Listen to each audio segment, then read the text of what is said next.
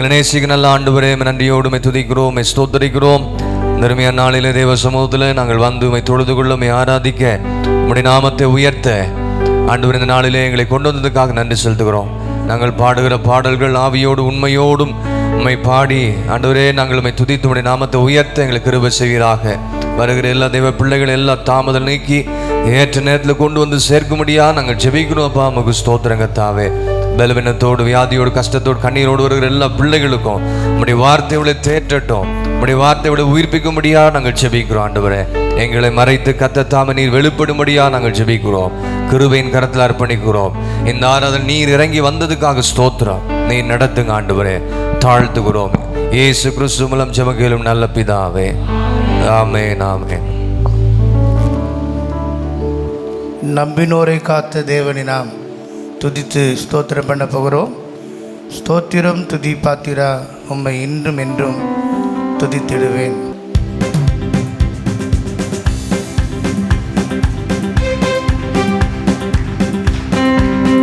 ஸ்தோத்திரம் துதி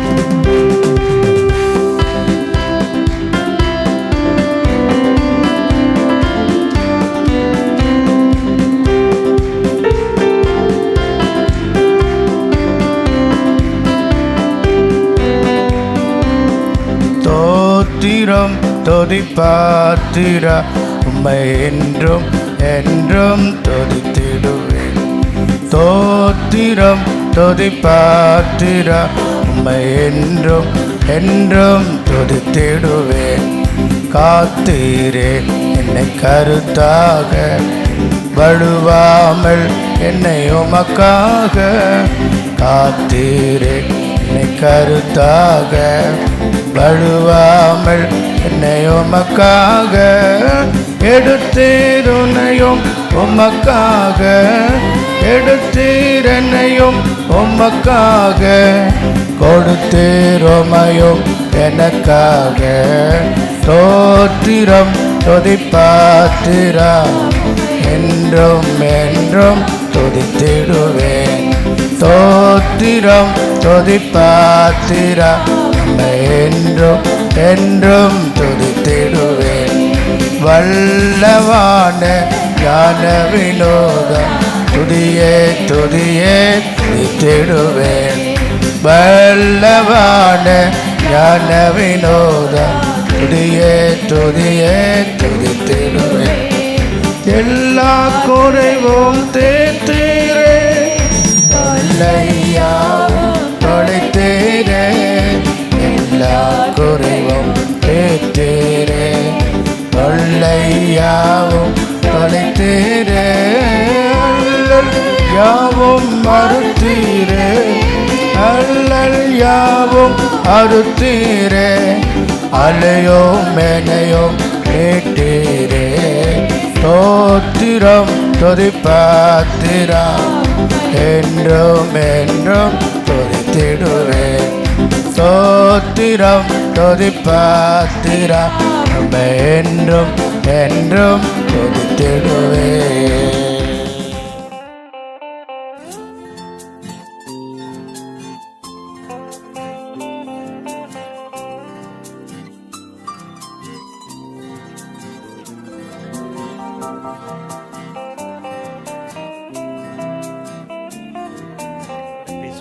நேசிக்கிற கிருபையுள்ள நல்ல பிதாவே, இந்த நல்ல காலை வேளைக்காக மீண்டும் ஒரு விசை உமக்கு நாங்கள் நன்றி செலுத்துகிறோம்.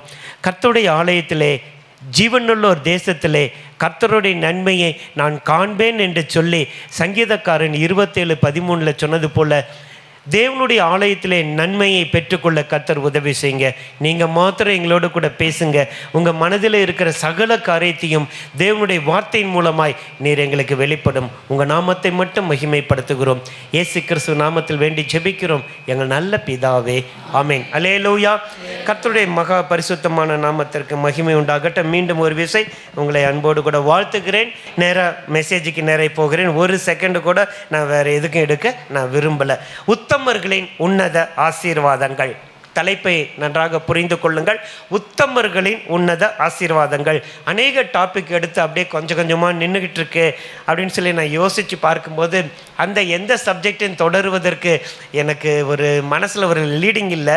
ஆனால் தெளிவாய் கர்த்தர் ஒரு விடியற் காலையில் இந்த வார்த்தையை கொடுத்தார். உத்தமர்களின் ஆசீர்வாதங்கள், உத்தமர்களின் உன்னதமான ஆசீர்வாதங்கள் என்கிற தலைப்பிலே வேதத்தில் ஒரு சிலரை எனக்கு கொடுக்கப்பட்ட டைமுக்கு தகுந்தது போல ஒரு சிலரை உங்கள் கண்களுக்கு முன்பாக நிறுத்தப் போகிறேன். நன்றாய் கவனிங்கள். நம்மை போல பாடுள்ள மனுஷர்கள் தான், மனைவி பிள்ளைங்க எல்லா கஷ்டங்கள் நஷ்டங்கள் வேதனைகள் அதோடு கூட வாழ்ந்த அந்த மனிதர்கள் எப்படி தன் உத்தமத்தில் நின்று என்ன ஆசீர்வாதங்களை பெற்றுக்கொண்டார்கள் என்று பார்ட் 1 உத்தமர்களின் உன்னத ஆசீர்வாதங்கள் பார்ட் 1 என்று எழுதி கொள்ளுங்கள். ஒருவேளை கர்த்தருடைய வருகை தாமதித்து மீண்டும் தேவனுடைய வார்த்தையோடு உங்கள் மத்தியிலே கர்த்தருக்கு சித்தமானால் கொண்டு வருவாரானால் நீங்களும் நானும் எப்படிப்பட்ட உத்தமத்தில் வாழ வேண்டும், நமக்கென்று வைத்திருக்கிற உத்தம ஆசீர்வாதங்களை செகண்ட் பார்ட்டில் சொல்லும்படி கர்த்தருடைய ஆவியானவர் தெளிவாய் அழகாய் என்னை நடத்தினபடினால் அவரை நன்றியோடு கூட நான் ஸ்தோத்திரிக்கிறேன். டைரக்டாக வேத வசனத்துக்கு நாரை வந்து உத்தமர்களின் உன்னத ஆசீர்வாதங்கள்ல நம்பர் 1 எடுத்துக்கொள்ளுங்கள். எல்லாருக்கும் தெரியும், வேதத்தில் முதலாவது உத்தமன் என்று அழைக்கப்பட்ட ஒரு மனிதனை முதலாவது காட்டித் தருகிறேன். வாசிக்கலாம். ஆதியாகமத்தின் புத்தகம் 6ஆம் அதிகாரம் 9வது வசனம். ஆதியாகமம் 6:9. நோவாவின் வம்ச வரலாறு. நோவா தன் காலத்தில் இருந்தவர்களுக்குள்ளே நீதிமானும் உத்தமனுமாய் இருந்தான்.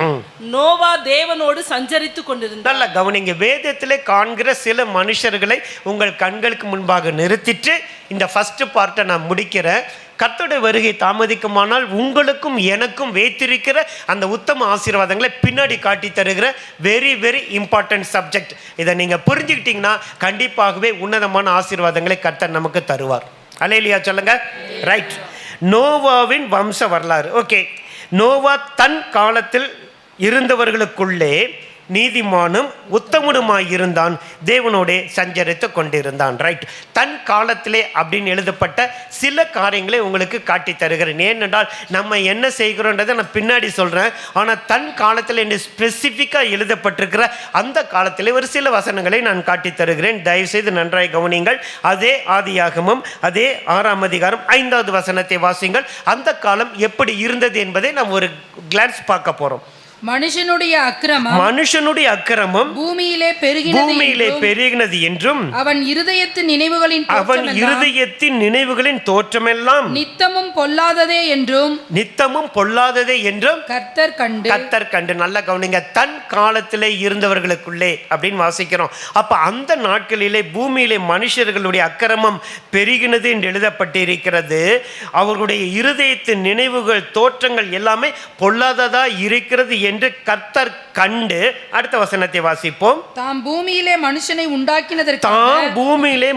உண்டாக்கினதற்காக கர்த்தர் மனஸ்தாபப்பட்டார். அது அவர் இருதயத்துக்கு விசனமாய் இருந்தது. அது அவருடைய இருதயத்துக்கு விசனமாய் இருந்தது. 1ஆம் அதிகாரத்தில் அழகாய் வாசிக்கிறோம். எல்லாவற்றையும் ரீகன்ஸ்ட்ரக்ஷன் பண்ணுகிறார்.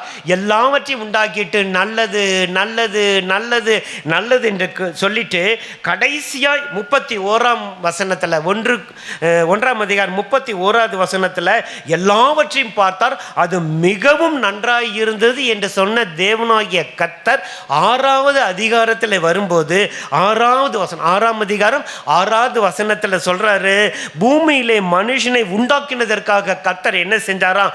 மனஸ்தாபப்பட்டார். அது அவருடைய இருதயத்துக்கு எப்படி இருந்துச்சா? விசனமாய் இருந்துச்சு. கொஞ்சம் யோசனை பண்ணி பாருங்க. அந்த நாட்களிலே தான் அவன் நீதிமானாய் இருந்தான், அவன் உத்தமனாய் இருந்தான், அவன் தேவனோடு கூட சஞ்சரித்து கொண்டு இருந்தான் என்று நம்ம வாசிக்கிறோம். அப்போ அந்த காலம் தான் இந்த காலம். அல்லேலூயா சொல்லுங்க பார்க்கலாம். அதே நாட்கள் தான் பின்னாடி வரும் என்று நம்ம மத்தேயுல நம்ம இன்னைக்கு எக்ஸாம் எழுதும் போது நம்ம எழுத போறோம். ஸோ அந்த நாட்களை போல தான் இந்த நாட்கள் இருக்கு. அதை விட ஒரு கொடிய நாட்களை நீங்களும் நான் என்ன செஞ்சிருக்கிறோம், வந்திருக்கிறோம் என்பதை புரிந்து கொள்ளுங்கள். இன்னும் 2 வசனத்தை வாசித்து காட்டுகிறேன். 11ஆம் வசனத்தை வாசிங்கள். 6:11. பூமியானது தேவனுக்கு முன்பாக சீர்கெட்டதாய் இருந்தது. பூமி கொடுமையினால் நிறைந்திருந்தது. 12வது வசனம். தேவன் பூமியை பார்த்தார், இதோ அது சீர்கெட்டதாய் இருந்தது. மாமிசமான யாவரும் பூமியின் மேல் தங்கள் வழியை கெடுத்துக் கொண்டிருந்தார்கள். 13வது வசனம். அப்பொழுது தேவன் நோவாவை நோக்கி, மாம்சமான யாவரின் முடிவும் எனக்கு முன்பாக வந்தது, அவர்களாலே பூமி கொடுமையினால் நிறைந்தது, நான் அவர்களை பூமியோடும் கூட அழித்து போடுவேன். இந்த வசனமெல்லாம் நீங்க மனசுல வச்சுக்கிட்டீங்கன்னா, அப்படிப்பட்ட நாட்களிலே தான் அந்த நோவா என்ன செஞ்சாரு? நீதிமானாய் இருந்தார். அல்லேலூயா சொல்லுங்க பார்க்கலாம். நீதிமான் என்பது தனி சப்ஜெக்ட். உத்தம நீங்க அந்த சப்ஜெக்டை மாத்திரம் இன்னைக்கு நம்ம பார்க்க போறோம். என்ன அழகா அந்த இடத்துல எல்லாம் வாசிக்கிறோம். திரும்ப ஒரு விசை அந்த வார்த்தைகளை சொல்லுகிறேன். அக்கிரம பெருகினது, இருதயத்தின் நினைவுகள் தோற்றமெல்லாம் பொல்லாததாய் இருந்தது. மனுஷன் உண்டாக்கினதற்காக கர்த்தர் மனசாபப்பட்டார். அவருடைய இருதயத்துக்கு அது வேதனையாய் இருந்தது. பூமி சீர்கெட்டதாய் இருந்தது, கொடுமையினால் நிறைந்திருந்தது. மாமிசமான யாவரும் தன் வழியை கெடுத்து கொண்டிருந்தார்கள். இப்படிப்பட்ட எல்லா சூழ்நிலையிலும் நோவா உத்தமனாய் இருந்தான். தேவனுக்கு என்ன செஞ்சான்? தேவனோடு கூட நடந்தான். அவன் நீதிமானாய் இருந்தான் என்று சொல்லி வாசிக்கிறோம். அல்லேலூயா சொல்லுங்க பார்க்கலாம். அதைவிட கொடுமையான நாட்களிலே நாம் இன்றைக்கு என்ன செஞ்சிருக்கிறோம்? வாழ்ந்து கொண்டிருக்கிறோம் என்பதை கொஞ்சம் உங்க மனசுல என்ன செய்யுங்க, கொஞ்சம் என்ன ஃபீட்பேக் பண்ணி பாருங்க, ரீகலெக்ட் பண்ணி பாருங்க. அதை விட கொடுமையான ஒரு தேசத்துல வாழ்றோம். நம்ம என்ன தெரியுமா செய்யறோம்? மற்ற காரியங்களை பார்த்து நம்ம சாட்டிஸ்ஃபேக்ஷன் பண்ணி கொள்கிறோம். ஆண்டவர் அழகா எழுதுகிறார், அந்த மனுஷன் நேர்மையானவனாய் இருந்தான். இன்னொரு டிரான்ஸ்லேஷன்ல குற்றமற்றவனாய் இருந்தான், தேசத்திலே அவன் முதலாவது உத்தமனாய் இருந்தான் என்று சொல்லி நம்ம வாசிக்கிறோம். ஸோ அவனுக்கு கிடைச்ச ஆசீர்வாதத்தை காட்டி தந்துட்டு நான் அடுத்த மனுஷனுக்கு நேராய் போகிறேன். வாசிக்கலாம் 8வது வசனம், 6, 8. நோவாவுக்கோ கர்த்தருடைய கண்களில் கிருபை கிடைத்தது. நல்ல கவனிங்க, ரொம்ப முக்கியமான காரியம். நோவாவுக்கோ கர்த்தருடைய கண்களில் என்ன செஞ்சிச்சு? கிருபை கிடைத்தது. நான் ஒரு சின்ன ஒரு டிப்ஸ் உங்களுக்கு தரேன். நல்லா நீங்க உங்க ஆவிக்குரிய வாழ்க்கையில நீங்கள் கற்றுக்கொள்ளலாம். எந்த மனுஷனுக்கு கர்த்தருடைய கண்களிலே கிருபை கிடைக்கிறதோ அந்த மனுஷனுக்கு மனுஷனுடைய கண்களில் தயவு கிடைக்கும். அல்லேலூயா. பிராக்டிக்கலாக சொல்ல சொன்னீங்கன்னா ஏராளமான காரியங்களை நான் சொல்லுவேன். யாருக்கெல்லாம் கர்த்தருடைய கண்களில் கிருபை கிடைக்கிறதோ அவங்களுக்கெல்லாம் மனுஷனுடைய கண்களே தயவு கிடைக்கும். அல்லேலூயா. மறக்க முடியாது. ஒரே ஒரு சம்பவத்தை மட்டும் நான் சொல்லிடுறேன். ஏராளம் இருந்தாலும் என்னால் மறக்க முடியல. கொஞ்ச நாட்களுக்கு முன்னாடி அந்த ராயக்கோட்டாவுக்கு நானும் என் மனைவி இதே போல் சண்டே அங்கே ஒரு சபைக்கு அழைத்திருந்தார்கள். பஸ்ஸிலே நாங்கள் என்ன செய்வோம்? ஊழியத்துக்கு என்று நாங்கள் கடந்து போவோம். உங்களுக்கு அநேகருக்கு தெரியுமா என்னன்னு தெரியல, அந்த பகுதியில் பஸ்ஸஸ் எல்லாம் ரொம்ப கம்மி. ஏன்னா அது வழியாக அப்படியே போய் உத்தனப்பள்ளி எல்லாம் போய் அங்கே தருமபுரி போகிற பஸ் ரொம்ப லிமிட்டட். எவ்வரி பஸ் எப்பவுமே ஃபுல் பேக்கடாக இருக்கும். அதே போல் எப்பொழுதும் போல் நாங்கள் சீக்கிரமாக கிளம்பிடுவோம். அப்படி கிளம்பி போனால் ஃபுல் பேக்கடு. இதை விட்டு அடுத்த பஸ் ரொம்ப நேரமாயிரும், எங்கள் ஊழியங்கள் பாதிக்கும். ஸோ எப்படியோ ஏன்னா எல்லாரும் நிற்கிறாங்க. நல்லா கவனிங்க. எனக்கு இந்த வசனமெல்லாம் ப்ராக்டிக்கலாக ஆவியானவர் சொல்லி கொடுத்தனால நான் தைரியத்தோடு சொல்கிறேன். எல்லாரும் நிற்கிறாங்க, ஃபுல் பேக்கடு. ஆனால் நான் அப்படியே போய் பார்த்தேன், எனக்கு இல்லைன்னா கூட மனைவிக்கு உட்கார இடம் கிடச்சா 1 hour ஆகும் அப்படின்னு சொல்லி யோசனை பண்ணிட்டு பார்த்துட்டு போகும்போது டிரைவருக்கு பின்னாடி சீட்டில் ஒரே ஒருத்தர் போட்டு ஃபுல்லாக அப்படியே டவல் போட்டிருந்தாரு. என்னை பார்த்தோன்னே என்ன நினச்சாரோ தெரியல. அவரை பார்த்து, சார் யாராவது சேர் துணி போட்டிருந்தா யாராவது வரவங்க வந்தோன்னு அர்த்தம். அந்த இடத்துல சார் யாராவது வராங்களான்னு சொல்லி ரொம்ப ரிக்வஸ்ட் பண்ணி கேட்டேன். கொஞ்சம் வயசானவர், கொஞ்சம் படிப்பறிவு கம்மியானவர். பார்த்தோன்னே தெரிஞ்சிச்சு, யாருக்கு இல்லை சார், உங்களுக்கு தான் சார். அல்லேலூயா. எனக்கு எப்படி இருந்திருக்குன்னு யோசனை பண்ணி பாருங்களேன். யாருக்கும் நான் வரேன்னு அவனுக்கு எப்படி தெரியும்? எனக்கு நீ யாருக்கு போட்டு வச்சோன்னு தெரியல. அவனுக்கு ஒரு தேங்க்ஸ் சொல்லிட்டு அழகாக போய் சேர்ந்தோம். எனக்கு இந்த சம்பவம்லாம் எனக்கு நிறைய சொல்ல முடியும். இதை ஒன்று மட்டும் சொல்லிட்டு நான் கடந்து போகிறேன். நான் திரும்ப சொல்கிறேன், கர்த்தருடைய கண்களிலே உங்களுக்கு கிருபை கிடைத்ததனால் மனுஷனுடைய கண்களில் கண்டிப்பாக தயவு கிடைக்கும். அல்லேலூயா சொல்லுங்க பார்க்கலாம். அவன் எப்படிப்பட்ட மனுஷனும் அவன் எப்படிப்பட்ட கிடையவே கிடையாது. தைரியமாக நீங்கள் போய் என்ன செய்யலாம்? உங்கள் கண்களை எனக்கு கிருபை கிடைச்சிது ஆண்டவரே. அவன் குவாலிஃபிகேஷன் அழகாய் வாசிக்கிறோம். அவன் தேவனோடு கூட என்ன செஞ்சானா? சஞ்சரித்து கொண்டிருந்தான். உத்தமன் தான், அவனுடைய வாழ்க்கையில நீதிமான் தான். ஆனால் அவன் தேவனோடு கூட சஞ்சரித்து கொண்டிருந்தான். உத்தமனுடைய சில குவாலிஃபிகேஷனை சொல்லிடுறேன். தேவ சமூகத்தில் வந்திருக்கிற உங்களும் என்னையும் கொஞ்சம் நிறுத்தி பாருங்களேன். எல்லாருக்கும் வேலை இருக்குது, யாரும் வேலை இல்லைன்னு சொல்லலை. ஒரு காலத்தில் அந்த அட்லீஸ்ட் இந்த டீச்சர்ஸுங்களுக்கு சாட்டர்டே சண்டே கொஞ்சம் ரெஸ்ட்டு கிடைக்கும். இன்றைக்கி அது கூட கிடைக்கலன்னு நான் நினைக்கிறேன். பார்த்தா அவங்கள போய் சாட்டர்டே சண்டே அந்த வேலை செய்ய இந்த வேலை செய்ய. அப்போது இன்றைக்கி இருக்கிற பயங்கரமான இந்த உலகத்தில் ரெஸ்ட்டு கிடையாது, நான் ஒத்துக்கிறேன். ஆனால் நீங்களும் நானும் தேவனோடு கூட எப்படி சஞ்சரித்து கொண்டு இருக்கிறோம். அவனுக்கு மனைவி இருந்தாங்க, மகன்கள் இருந்தாங்க, 3 மருமகள் இருந்தாங்க. அவன் ஒரு சாக்கு போக்கு சொல்லலையே, எனக்கு நேரம் இல்லை, நான் குழந்தை பார்க்கணும், என் கணவனை பார்க்கணும், என் மனைவியை பார்க்கணும், என் மருமகளுக்கு செய்ய, எந்த சாக்கு போக்கு சொன்னதை வேதத்தில் வாசிக்கல. அவன் நீதிமானா இருந்தான், அவன் உத்தமனா இருந்தான், தேவனுடைய கண்களில் கிருபை கிடைச்சது. அவன் தேவனோடு கூட என்ன செஞ்சானா, சஞ்சரித்து கொண்டிருந்தான் என்று வாசிக்கிறோம். ஒரு நிமிஷம் உங்கள் வாழ்க்கையை நீங்கள் ரீகேப் பண்ணி பாருங்கள். ஆண்டவரை, நான் உங்களோடு கூட ஒரு நாள் சஞ்சரித்தவன் தான், ஒரு நாள் உங்களோடு கூட வாழ்ந்தவன் தான். இன்னைக்கு என்னுடைய வேலை, என்னுடைய ப்ரெஷர், என்னுடைய பிஸ்னஸ், ஈவன் தான் ஊழியம் கூட இன்னைக்கு அதிகமாக்கும் போது தேவ சமூகத்தில் நம்ம உட்காருவது குறைந்து போய்விட்டது அல்லவா? அந்த உத்தமன் என்கிற அந்த ட்ராக்கை நீங்கள் கீப் அப் பண்ணிக்கொள்ள வேண்டும் என்று கர்த்தர் விரும்புகிறார். அல்லேலூயா சொல்லுங்க பார்க்கலாம்.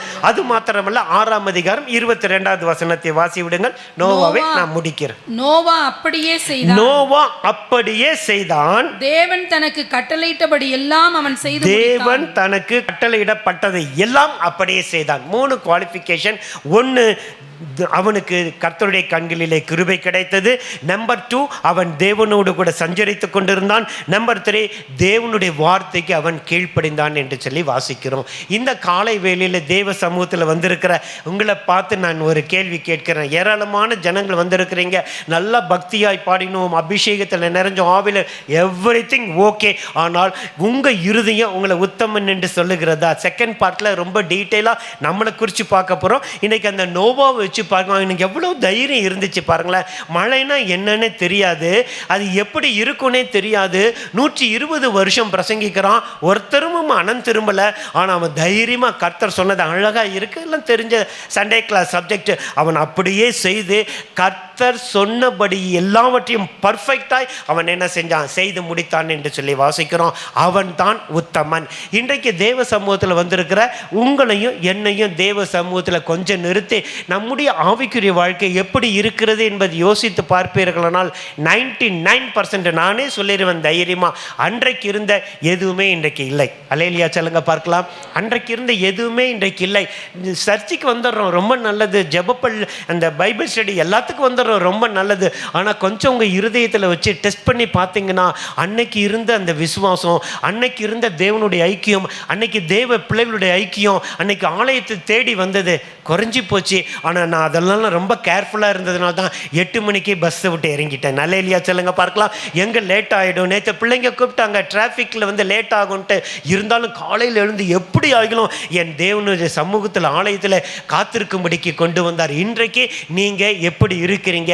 எல்லாரும் ஏமாற்றுவது போல என் ஆண்டவரை ஏமாற்ற முடியாது. உங்கள் இருதயத்தில் கையை வச்சு அந்த உத்தமத்தில் நான் எப்படி இருக்கேன்னு யோசிச்சு பாருங்க. நோவாவுக்கு கர்த்தருடைய கண்களிலே கிருபை கிடைச்சது. உங்களுக்கு கர்த்தருடைய கண்களிலே கிருபை மாத்திரமல்ல, மனுஷனுடைய கண்களிலே தயவு கிடைக்கும் என்று இயேசுவின் நாமத்தில் உங்களை நான் வாழ்த்துகிறேன். அல்லேலூயா. நம்பர் 2 வாசிக்கலாம். ஆதியாகமம் 17ஆம் அதிகாரம் 1வது வசனம். ஒவ்வொரு மனுஷரை உங்கள் கண்ணுக்கு முன்னாடி நிறுத்துகிறேன். 17:1. ஆபிராம் 99 வயதான போது, ஆபிரகாம் 99 வயதான போது கர்த்தர் ஆபிராமுக்கு தரிசனமாகி, நான் சர்வ வல்லமையுள்ள தேவன், நான் சர்வ வல்லமையுள்ள தேவன், நீ எனக்கு முன்பாக நடந்து கொண்டு உத்தமனாயிரு. ரைட். நம்பர் 2 நல்லா கவனிங்க. ஆபிரகாம், முதலாவது நோவா, 2வது ஆபிரகாம். நீ எனக்கு முன்பாக சரியான வழியில் நட அப்படின்னு இன்னொரு டிரான்ஸ்லேஷன்ல நம்ம வாசிக்கிறோம். இந்த இடத்துல எனக்கு முன்பாக நடந்து கொண்டு நீ உத்தமனாயிரு. ஆபிரகாமை பற்றி நம்ம பிரசங்கம் பண்ணணுமா? தேவனோடு கூட சஞ்சரித்த மனுஷன், தேவனோடு கூட வாழ்ந்த மனுஷன், விசுவாசத்தில் வல்லவனான மனுஷன். சூழ்நிலை இல்லாத போது உங்களுக்கு இன்னும் டீட்டெயில் வேணும்னா நீங்கள் ரோமர் 4ஆம் அதிகாரம் 17 கடைசி வரலும் வாசிச்சு பார்த்தீங்கன்னா அந்த விசுவாசத்தை குறித்து பவுல் ரோமாபுரி சபைக்கு ரொம்ப அழகாக எழுதுகிறார். எல்லாருக்கும் தெரிஞ்ச சப்ஜெக்ட் தான். அப்படிப்பட்ட மனுஷன் தேவனுடைய சிநேகிதனாய் இருந்தவன். இப்படிப்பட்ட மனுஷனை பார்த்து கர்த்தர் சொல்லுகிறார், எனக்கு முன்பாக நீ நடந்து கொண்டு நீ என்ன செய்ய, உத்தமனாய் இரு, சரியான வழியிலே நீ என்ன செய்யணும், நடக்க வேண்டும் என்று சொல்லி பார்க்கிறோம். இந்த இடத்துல ஆபிரகாம் கிட்ட காணப்பட்ட ரெண்டு காரியங்களை காட்டி தந்து நான் மூன்றாவது பர்சனுக்கு நேராக நான் கடந்து போகிறேன். என்னோடு கூட 22ஆம் அதிகாரத்துக்கு வாங்க. தெரிஞ்ச சம்பவம் தானே. ரெண்டு குவாலிஃபிகேஷன். உத்தமன் எப்படி இருப்பான்? 22ஆம் அதிகாரம் 18வது வசனம். நீ என் சொல்லுக்கு கீழ்ப்படிந்தபடியினால், நீ என் சொல்லுக்கு கீழ்ப்படிந்தபடியினால் உன் சந்ததிக்குள். போதும், நல்லா கவனிங்க. முதலாவது அவன் தேவனுக்கு கீழ்ப்படுகிற மனுஷன். நல்லா தெரியும். அப்ப தேவனுக்கு கீழ்ப்படுகிறவங்களுக்கு என்ன பிரதர் ஆசீர்வாதம்? அது தனி பிரசங்கம், அது பெரிய பிரசங்கம். எப்படிப்பட்ட சூழ்நிலையில் கீழ்ப்படுகிறான்? நல்லா கவனிங்களேன். உங்களுக்கு எனக்கு நல்ல சூழ்நிலை இருக்கும்போது எல்லாருமே கீழ்ப்படிவோம். பாஸ்டருக்கு கீழ்ப்படிவோம், பாஸ்டம்மாக்கு கீழ்ப்படிவோம், எல்லாருக்கும் கீழ்ப்படிவோம். இவனுக்கு சூழ்நிலையே கிடையாது. 12ஐயும் வாசிச்சிரும், 2 சேர்த்து சொல்லுகிறேன். 12. அப்பொழுது அவர், பிள்ளையாண்டான் மேல் உன் கையை போடாதே, அவனுக்கு ஒன்றும் செய்யாதே, நீ அவனை உன் புத்திரன் என்றும் உன் ஏகசுதன் என்றும் பாராமல் எனக்காக ஒப்பு கொடுத்தபடியினால் நீ தேவனுக்கு பயப்படுகிறவன் என்று இப்பொழுது அறிந்திருக்கிறேன். போதும், 2 வார்த்தை இருக்கு. நீ தேவனுக்கு பயப்படுகிறவன். அதே வார்த்தையை 18 வாசிக்கிறோம், நீ என் சொல்லுக்கு கீழ்ப்படைந்தவன். இதை 2 வச்சு நம்மளை கம்பேர் பண்ணி பாருங்களேன். இன்னைக்கு உண்மையிலுமே கர்த்தருக்கு பயப்படுகிற பயம் நமக்கு இருக்கா? யோசிச்சு பாருங்களேன். கர்த்தர் நமக்காக காத்திருப்பாரு, கர்த்தர் நமக்காக வெயிட் பண்ணிட்டு இருப்பாரு அப்படின்ற ஒரு எண்ணம் இருக்கா? இல்லை கர்த்தருடைய சொல்லுக்கு நம்ம கீழ்ப்படிஞ்சிருக்கிறோமா? 2 காரியம் இருக்கு. ஒன்று, கர்த்தருக்கு பயப்படுகிறோம், அதுக்குரிய ஆசீர்வாதங்கள் ஏராளம் இருக்கு, எல்லாம் உங்களுக்கு மனப்பாடமாக தெரியும். 2வது, கர்த்தருக்கு கீழ்ப்படுகிறவங்க. இந்த 2 சுபாவம் அந்த ஆபிரகாமுக்குள் இருந்தபடினால ஆபிரகாமின் தேவன் நம்முடைய தேவனாய் இருக்கிறார். அல்லேலூயா. இன்னைக்கு உங்க மனசுல கையை வச்சு, அன்றைக்கு பயந்த பயம், தாவீது அழகாய் சொல்லுகிறார், உமக்கு பயப்படும் பயத்தினால் என் உடம்பு சிலிர்க்கிறது. 119ஆம் சங்கீதம் 120வது வசனத்தில் வாசிக்கிறோம். அப்ப கர்த்தருக்கு பயப்படுகிறவனுக்கு எத்தனையோ ஆசீர்வாதங்களை வேதத்தில் வாசிக்கிறோமே. அவனுக்கு திட நம்பிக்கை உண்டு, அவன் பிள்ளைகளுக்கு அடைக்கலம் உண்டு, இல்லை இப்படி நிறைய ஆசீர்வாதத்தை வாசிக்கிறோம். ஆனால் உண்மையாகவே கர்த்தருக்கு பயப்படுகிற பயம் இருக்கா? ரைட். அந்த உண்மைக்கும் அந்த உத்தமத்துக்கு என்ன பிரதர் டிஃப்ரெண்ட்? நல்லா கவனிங்க தயவுசெய்து. உண்மை என்பது எல்லாருக்கும் முன்னாடி அவங்க பார்க்கும்போது, டீச்சர்ஸ் பார்க்கும்போது, பாஸ்டர் பார்க்கும்போது, அப்பா அம்மா பார்க்கும்போது, எல்லாருக்கும் முன்னாடி இருக்கிறது உண்மை. அப்போ ரொம்ப ஜாக்கிரதையாக நடந்துக்குவோம், ரொம்ப பயத்தோடு நடந்துக்குவோம். ஆனால் உத்தமம் என்றால் என்ன தெரியுமா? யாருமே இல்லாத சூழ்நிலை, யாருமே அவங்கள பார்க்கல. எக்ஸாம்பிள் யோசேப்பு, எல்லாருக்கும் தெரிஞ்ச வசனம். யோசேப்பு 39:9 வாசிக்கிறோம், நான் இவ்வளவு பெரிய பொல்லாங்கு. 39:9 வாசிங்க பார்க்கலாம். இந்த வீட்டிலே என்னிலும் பெரியவன் இல்லை, நீ அவருடைய மனைவியா இருக்கிறபடியால் உன்னை தவிர வேறொன்றையும் அவர் எனக்கு விலக்கி வைக்கவில்லை. இப்படி இருக்க நான் இத்தனை பெரிய பொல்லாங்குக்கு உடன்பட்டு தேவனுக்கு விரோதமாய் பாவம் செய்வது எப்படி என்றான். நல்ல கவனிங்களேன். அதுதான் உத்தமம். நல்லா புரிஞ்சுக்க. உண்மைக்கும் உத்தமத்துக்கும் நிறைய வித்தியாசம் இருக்கு. உண்மை டீச்சர்ஸ் வராங்க உடனே படிக்கிற மாதிரி, மேனேஜர் வராங்க உடனே வேலை செய்யற மாதிரி, பாஸ்டர் வராங்க சோத்திரம் பாஸ்டர், இதெல்லாம் எல்லாருக்கும் முன்னாடி எல்லாருமே உண்மை உள்ளவங்க தான். அல்லேலூயா சொல்லுங்க. யாரும் உண்மை இல்லாதவங்க இல்ல. ஆனா சங்கீதக்காரன் சொல்லுகிறான், உண்மை உள்ளவர்கள் மனுபுத்திரரில் குறைந்திருக்கிறார்கள். 12ஆம் சங்கீதம் 1வது வசனம் என்று நினைக்கிறேன். பாருங்க, சங்கீதம் 12:1. கர்த்தாவே, எஸ் வசிங்க. பக்தியுள்ளவன் அற்று போகிறான், உண்மையுள்ளவர்கள் மனுபுத்திரரில் குறைந்திருக்கிறார்கள். மனுபுத்திரர் உண்மையுள்ளவர்கள் என்ன செஞ்சிட்டாங்களா? குறைந்து போய்விட்டார்கள்.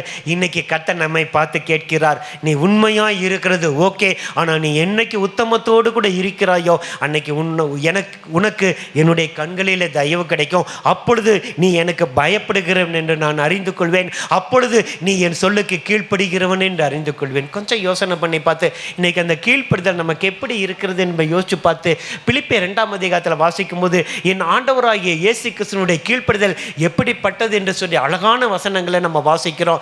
இன்னைக்கு ஆண்டவரே, அந்த ஆபிரகாம் உமக்கு முன்பாக சரியான பாதையிலே நடந்து தேவனுக்கு பயப்படுகிறவன் என்கிறதுக்கு இன்னொரு டிரான்ஸ்லேஷன் தேவனை மதிப்பவன் என்று எழுதப்பட்டிருக்கிறது. பயம் என்பது வேற, கனம் என்பது வேற. புரியுதா உங்களுக்கு? அதுக்கு டிஃபரன்ஷியேட் நல்லா. அப்போ இன்னைக்கு 2வது ஆபிரகாமை கர்த்தர் நம்ம கண்ணுக்கு முன்னாடி நிறுத்துகிறார். நம்முடைய வாழ்க்கையில நீங்களும் நானும் எவ்விதமாக இருக்குது. இந்த வேத வசனமெல்லாம் நம்முடைய வாழ்க்கையில் என்ன செய்யணும், மேட்ச் ஆனால் மட்டும்தான் நீங்களும் நானும் உத்தமனாக என்ன செய்ய முடியும், வாழ முடியும். நோவாவை குறித்து பார்த்தோம், இரண்டாவது ஒரு ஆபிரகாமை குறித்து பார்த்தோம். ஆண்டவரை பின்னாடி நான் ரீகலெக்ட் பண்ணி சொல்லும்போது இன்னும் உங்களுக்கு என்ன செய்யும், டீட்டெயிலாக விளங்கும். அப்போ அந்த ஆபிரகாமை போல நம்மளை குறித்து கர்த்தர் சொல்லுவாரா, சாட்சி சொல்லுவாரா? வேதத்தில் அநேகரை குறித்து கர்த்தர் அநேக சாட்சிகளை சொல்லியிருக்கிறார். உங்களையும் என்னையும் குறித்து என்ன சாட்சி சொல்லுவார் என்பதை யோசிச்சு பாருங்க. மக்கள் என்ன சாட்சி சொல்லுவாங்க என்பதை யோசிச்சு பாருங்க. தாய் தகப்பன் என்ன சாட்சி சொல்லுவாங்கன்னு யோசிச்சு பாருங்க. உங்கள் பிள்ளைங்க உங்களை குறித்து என்ன சாட்சி சொல்லுவாங்க, கொஞ்சம் யோசனை பண்ணி பார்த்து உமக்கு பயப்படுகிற பயத்தை எனக்கு தாங்க ஆண்டவரே. ஜெபம் இருக்கிறீங்களா, உமக்கு கீழ்ப்படுதலை எனக்கு தாங்க. இந்த ஜெபமெல்லாம் இன்னைக்கு எங்கேயோ போயிருச்சு. இன்றைக்காவது அப்படி ஜெபிக்க ஆரம்பிப்போம். கர்த்தர் ஆபிரகாமின் ஆசீர்வாதத்தினால் நம்மை ஆசீர்வதிப்பார். அல்லேலூயா, சத்தமா சொல்லுங்க அல்லேலூயா. நம்பர் 3 வாசிக்கலாம். என்னாகமத்தின் புத்தகம் 32ஆம் அதிகாரம் 11வது வசனம். என்னாகமம் 32:11. Glory to God. உத்தமமாய் என்னை பின்பற்றின கேனேசியனான எபுனேயின் குமாரன் காலேபும் நூனின் குமாரன் யோசுவாவும் தவிர. நல்ல கவனிங்க. அப்போ உத்தமனாய் இருந்த அந்த நோவா தேவனோடு கூட என்ன செஞ்சான், சஞ்சரித்து கொண்டிருந்தான். தேவனுடைய எல்லா கட்டளைகளும் யார் செய்கிறாங்களோ, யாரை பற்றி கவலைப்படாமல் தான் கட்டளையிட்ட எல்லாவற்றையும் அவன் உண்மையாய் செய்தான் என்று வாசிக்கிறோம். நம்பர் 2 ஆபிரகாமை குறித்து பார்த்தோம். அவன் கர்த்தருக்கு பயப்படுகிறவனாக இருந்தான். கர்த்தருடைய சொல்லுக்கு என்ன செய்கிறான், கீழ்ப்படுகிறவனாக இருந்தான். நம்முடைய வாழ்க்கையில் அப்படி ஏதாவது ஒரு காரியத்தை நம்ம செய்ய சொன்னால் நம்ம செய்வோமா? ஏன்னா ஆபிரகாம் பற்றி நல்லா தெரியும். ஆனால் நான் உள்ள டீட்டெயிலாக போகலை. ஒரு நாள் நம்ம என்ன செய்ய மாட்டோம். ஆனால் துணிஞ்சு அவன் என்ன செஞ்சான், அந்த காரியத்தை செய்தபடினால அவன் கர்த்தருக்கு உத்தமமாய் வாழ்ந்தான். 3வது யோசுவா காலேபை பற்றி நல்லா தெரியும். அழகான ஒரு வார்த்தை இருக்கு, உத்தமமாய் கர்த்தரை பின்பற்றின யோசுவா அண்ட் காலேப். நீங்களும் நானும் கர்த்தரை எப்படி பின்பற்றுகிறோம் என்று சொல்லி பாருங்க. நல்ல கவனிங்க. தேவனோடு கூட உத்தமமாய் வாழ்ந்த நோவாவை குறித்து பார்த்தோம். தேவனோடு உத்தமமாய் நடந்த ஆபிரகாமை குறித்து பார்த்தோம். 3வது தேவனை உத்தமமாய் பின்பற்றின அந்த அருமையான யோசுவா காலேப்பை குறித்து பார்க்கிறோம். இதில் ஒரே ஒரு டிப்ஸை நான் புதிய ஏற்பாட்டில் காட்டி தந்துட்டு திரும்ப நான் இந்த சப்ஜெக்டுக்கு வருகிறேன். ஏன்னா இந்த பின்பற்றினபடினால் அப்படின்ற ஒரு வசனம் இருக்கிறதுனால எனக்கு எபேசியரில் ஒரு வசனம் இருக்குது. எபேசியர் 5ஆம் அதிகாரத்தில் அந்த காரியத்தை மட்டும் நான் காட்டி தந்துட்டு நான் திரும்ப வருகிறேன். 1வது வசனத்தை வாசிங்க பாருங்க. 5:1. ஆதலால் நீங்கள் பிரியமான பிள்ளைகளைப் போல தேவனை பின்பற்றுவர்களாக வேண்டும். நல்லா கவனிங்க. அல்லேலூயா சொல்லுங்க பார்க்கலாம். சத்தமா சொல்லுங்க அல்லேலூயா. அப்போ யோசுவாவும் காலேபும் உத்தமமாய் தேவனை என்ன செஞ்சாங்களா, பின்பற்றுதல் என்னென்னா ஃபாலோ பண்ணினாங்க. தேவனை போல் அவங்க வாழ்ந்தாங்க. நான் சின்ன ஒரு ஹோம் ஒர்க்கு தர, வேணும்னா வீட்டில் போய் நீங்கள் செஞ்சுக்கங்க. இந்த 1ஆம் அதிகாரம் இந்த 1வது வசனத்திலிருந்து 17வது வசனம் வரையிலும் நல்லா கவனிங்க. தனி பிரசங்கம் நிறைய இடத்துல பண்ணியிருக்கிறேன், இப்போ திரும்ப பண்ணுவதற்கு சமயம் இல்லை. அந்த காரியத்தில் உத்தமமாய் தேவனை பின்பற்றுவடைய குவாலிஃபிகேஷன் அப்படியே இருக்குது. அதுவும் ஈஸியாக சொல்லிடுற அந்த கடைசி வரி மட்டும் நான் காட்டி தருகிறேன் பாருங்கள். 2வது வசனத்தில் கடைசி வரி அன்பிலே நடந்து கொள்ளுவார்கள். புரிஞ்சுச்சா? 6வது வசனத்தில் எச்சரிக்கையாய் இருப்பார்கள். 8வது வசனத்தில் வெளிச்சத்தின் பிள்ளைகளாய் இருப்பார்கள். 10வது வசனத்தில் கர்த்தருக்கு பிரியமானது என்னதென்று சோதித்து பார்ப்பார்கள். 11வது வசனத்தில் அந்தகார கிரிகளை கடிந்து கொள்வார்கள். 15வது வசனத்தில் கவனமாய் நடந்து கொள்வார்கள். 17வது வசனத்தில் கர்த்தருடைய சித்தம் என்னதென்று உணர்ந்து கொள்வார்கள். இதெல்லாம் உங்களுக்கு கொடுக்குற டிப்ஸு. இதெல்லாம் செய்கிறவங்க தான் கர்த்தரை பிரியமாய் பின்பற்றுகிறவர்கள். அல்லேலூயா. சட்டமே இல்லை. அல்லேலூயா. அதை விளக்க எனக்கு சமயம் இல்லாதனால உங்களுக்கு ஈஸியாக காட்டி தந்துட்டேன். அப்போ இன்றைக்கு நீங்களும் நானும் தேவனை எப்படி பின்பற்றுகிறோம், எப்படி அவரை ஃபாலோ பண்ணுகிறோம் அப்படின்றது என்ன செய்யுங்க, கொஞ்சம் யோசனை பண்ணி பாருங்களேன். ரீசெண்டாக பாஸ்டர் சுந்தரம் ஐயாவோட ஒரு சாட்சியை கேட்டேன். நிறைய அந்த இதில் கேட்க கர்த்தர் அடியனுக்கு உதவி செய்தார். சுந்தரம் ஐயா உட்கார்ந்துருக்கிறாங்க. ஊழியத்துக்கு என்று அநேகரை என்ன செய்யாங்க, சூஸ் பண்ணி எடுத்துகிட்டு இருக்கிறாங்க. எல்லாமே முடிஞ்சிச்சு. கடைசியாக பர்சனலாக அவர் சுந்தரம் ஐயா அந்த வர ஊழியக்காரர்கள் அசிஸ்டன்ட் பாஸ்டர்ஸாக சூஸ் பண்ணுற பிரதர்ஸுங்களுக்கு ஒரு சின்ன டெஸ்ட்டு. அங்கேருந்து ஒருத்தர் கூப்பிட்ட உடனே எல்லாம் முடிஞ்சிச்சு. வார் எந்த கேள்வியும் கேட்கல. நீ பேண்ட்டை தூக்கு அப்படின்னு சொன்னாராம். 2 பேண்ட்டை தூக்கணுன்னு 2 முட்டிக்காலையும் பார்த்தாராம். முட்டிக்காலையும் பார்த்துட்டு நீ வேணாம் போயிட்டு வந்துட்டாராம். அல்லேலியா சொல்லுங்க பார்க்கலாம். 2 முட்டிகளையும் பார்த்துட்டு போயிட்டு வந்துட்டாராம். இந்த பையன் கதறுகிறான், ஊழியத்துக்கு உண்மையாய் ஒப்பு கொடுத்தவன். ஐயா என்ன ரீசன்? நீ நல்ல முழங்கால் படிக்கிட்டு ஊழியத்துக்காக மற்ற காரியங்களுக்கு ஜெபிச்சு உன்னுடைய முட்டி 2 காப்பு காய்ச்சி போயிருந்துச்சுன்னா உன்னை ஊழியத்துக்கு எடுக்கலாம். ஒன்றுமே இல்லை, நல்ல மொழு நல்லா இருக்கு, நீ போயிட்டு வந்துட்டாராம். அல்லேலூயா. எப்படிப்பட்ட பரிசுத்தவான்கள் வாழ்ந்த நாட்டில் நீங்களும் நானும் வாழுகிறோம் என்று யோசிச்சு பாருங்களேன். கர்த்தருக்கு உண்மையாய் என்ன செய்யணும்? இருக்கிற ஜனங்களால் ஜெபிக்க முடியாது தெரியுமா? வேதம் ஜெபிக்காமல் இருக்க முடியாது, வேதத்தை வாசிக்காமல் இருக்க முடியாது, ஊழியம் செய்யாமல் இருக்க முடியாது. அல்லேலூயா சொல்லுங்க பார்க்கலாம். இதெல்லாம் சும்மா அப்படியே ஃபார்மாலிட்டிக்கு வர்றது கிடையாது. உத்தமமாய் தேவனை பின்பற்றணும். அந்த காலைப்பை நான் குறித்து ஒரு காரியத்தை நான் காட்டி தந்துட்டோமா? யாத்திராகமம் 33:11 அந்த காலைப்பை மட்டும் காட்டித்தரேன், யோசுவாவை காட்டித்தரேன். 33:11 பாருங்க. ஒருவன் தன் சிநேகிதனோடு பேசுவது போல கர்த்தர் மோசையோட முகமுகமாய் பேசினார். பின்பு அவன் பாளையத்துக்கு திரும்பினான். நூனின் குமாரனாகிய யோசுவா என்னும் அவனுடைய பணிவிடைக்காரனாகிய வாலிபன் ஆசரிப்பு கூடாரத்தை விட்டு பிரியாதிருந்தான். அப்ப உத்தமனாய் வேதத்துல காண்கிற ஒவ்வொருத்தர்கிட்ட ஒரு குவாலிஃபிகேஷன் இருக்கு. அல்லேலூயா சொல்லுங்க பார்க்கலாம். அந்த நோவாவை பார்த்தா அவன் தேவனோடு கூட சஞ்சரித்து கொண்டிருந்தான். கர்த்தர் சொன்ன எல்லாவற்றையும் கண்ணை மூடிட்டு செஞ்சான், கேள்வியே கேட்கல. ஓகே. நம்பர் 2, ஆபிரகாம் கிட்ட வந்தாரு. அவன் தேவனுக்கு பயப்படுகிறவன், தேவனுக்கு கீழ்ப்படுகிறவன் என்ற பேரை அவன் பெற்றுக்கொண்டான். 3வது யோசுவா காலேபை பற்றி சொல்லுகிறார், உத்தமமாய் என்னை பின்பற்றின. அப்போ அவங்க என்ன செஞ்சாங்களாம்? ஆசரிப்பு கூடாரத்தை விட்டு அவன் பிரியாது இருந்தானா. தலைமை போதகர் மேலே போயிட்டாரு, 40 நாள் தேவ சமூகத்தில் கற்பனைகளை பெற்றுக்கொள்ள. ஆனால் அவன் அங்கேயே கூடவே உட்கார்ந்துருந்தான். அதுக்கு அடுத்தபடியாய், மோசேவுக்கு அடுத்தபடியாய் அந்த இன்சார்ஜை யோசுவா கிட்ட கர்த்தர் கொடுக்கிறார். அல்லேலூயா. நீங்கள் எந்த காரியத்தில் இன்னைக்கு உண்மையும் உத்தமமாக இருக்கிறீர்கள், எப்படி தேவனை பின்பற்றுகிறீர்கள் என்பதை என்ன செய்யுங்க, இன்னைக்கு கொஞ்சம் தேவ சமூகத்தில் என்ன செய்யுங்க, யோசனை பண்ணி பாருங்க. 1 உத்தமனாய் வாழ்ந்த நோவா, 2வது உத்தமனாய் தேவனுக்கு முன்பாக நடந்த ஆபிரகாம், 3வது உத்தமமாய் தேவனை பின்பற்றின யோசுவா அண்ட் காலேப். நம்பர் 4 யோபுவின் புத்தகம் 1ஆம் அதிகாரம் 1வது வசனம். யோபு 1:1. Glory to God. ஊத்ஸ் தேசத்திலே யோபு என்னும் பெயர் கொண்ட ஒரு மனுஷன் இருந்தான். அந்த மனுஷன் உத்தமனும் சன்மார்க்கனும் தேவனுக்கு பயந்து பொல்லாப்புக்கு விலகுகிறவனுமாய் இருந்தான். ரைட். 4வது காரியம் யோபுவை குறித்து வாசிக்கிறோம். நல்ல கவனிங்க. யோபுவை குறித்து தெரியாத சப்ஜெக்டே கிடையாது. சில காரியத்தை இந்த ஆங்கிளில் உங்களுக்கு சொல்ல கர்த்தர் உதவி செய்வாராக. அப்போ தேவனுக்காக நின்ற அந்த யோபுவை குறித்து நம்ம இங்கே பார்க்க. அவன் உத்தமன், அவன் சன்மார்க்கன், அவன் தேவனுக்கு பயந்தவன், பொல்லாத எல்லா காரியத்தை விட்டு விலகினான். அவன் செய்த அநேக காரியத்தில் ஒரு காரியத்தை காட்டி தருகிறார். 5வது வசனத்தை வாசியுங்கள். 5வது வசனம். செய்கிற அவரவருடைய நாள் முறை முடிகிற போது யோபு, ஒருவேளை என் குமாரர் பாவம் செய்யல. நல்லா கவனிங்க. பாவம் செய்யல.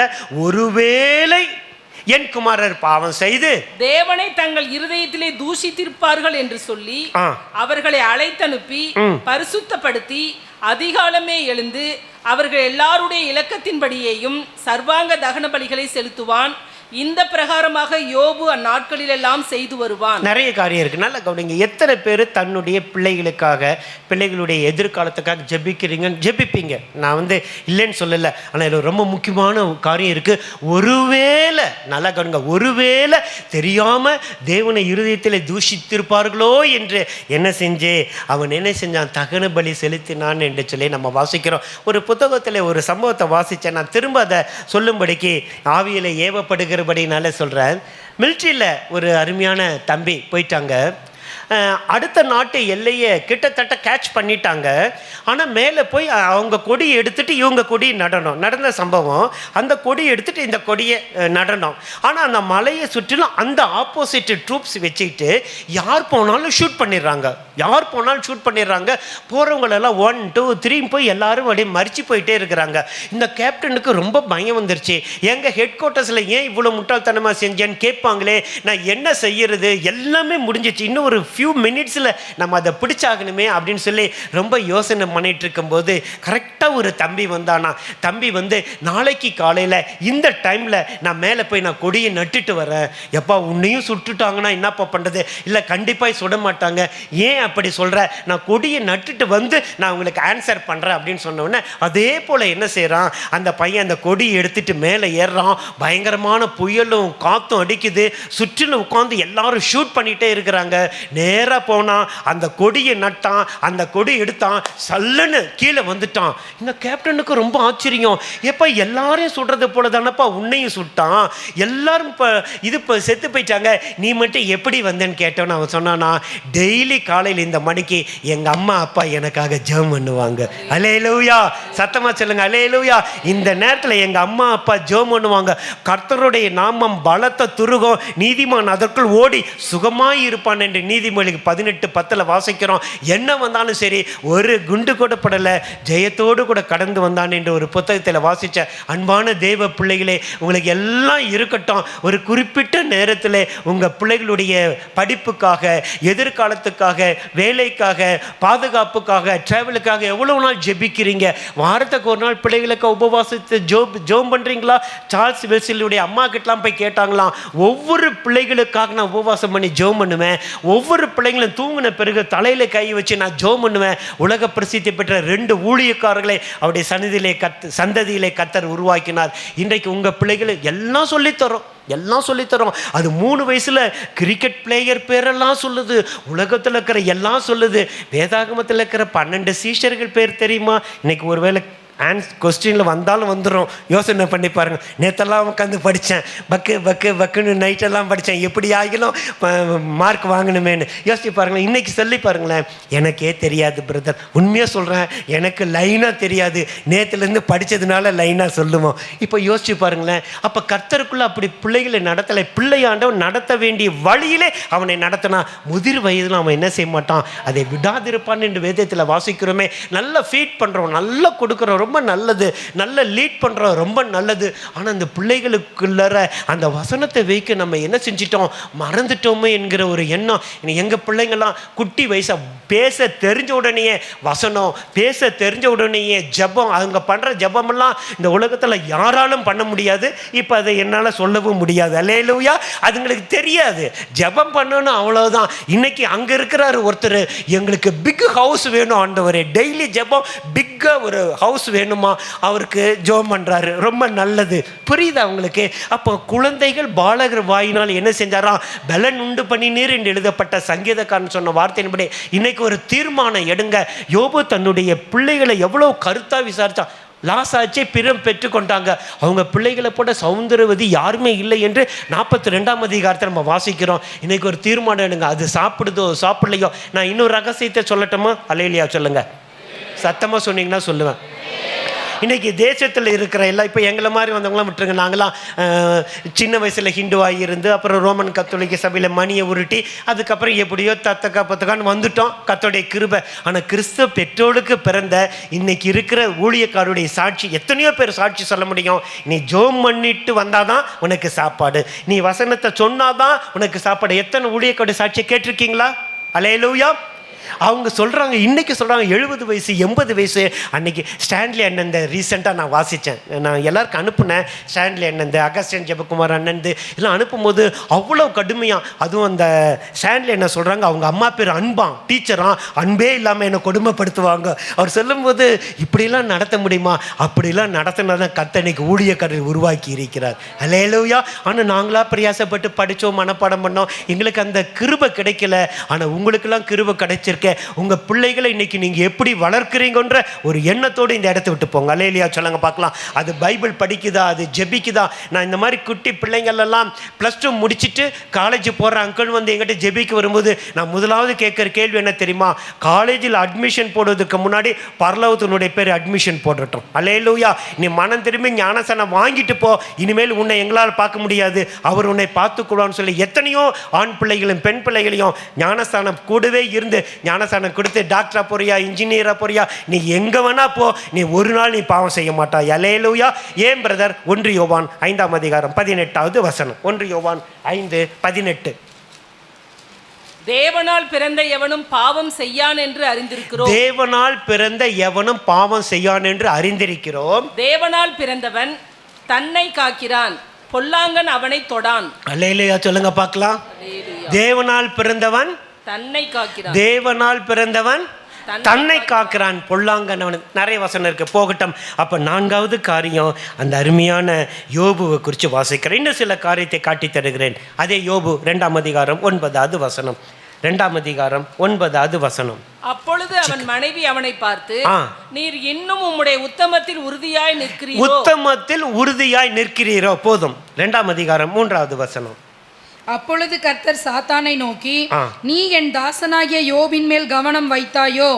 உத்தமனும் சன்மார்க்கனும் தேவனுக்கு பயந்து பொல்லாப்புக்கு விலகுருமான மனுஷனாகிய அவனைப் போல பூமியில் ஒருவனும் இல்லை. முகாந்திரம் இல்லாமல் அவனை நிர்மூலமாக்கும்படி நீ என்னை ஏவின போதிலும் அவன் இன்னும் தன் உத்தமத்திலே கடைசி வரை இன்னும் அவன் தன் உத்தமத்திலே உறுதியாய் நிற்கிறான். அல்லேலூயா சொல்லுங்க பார்க்கலாம்.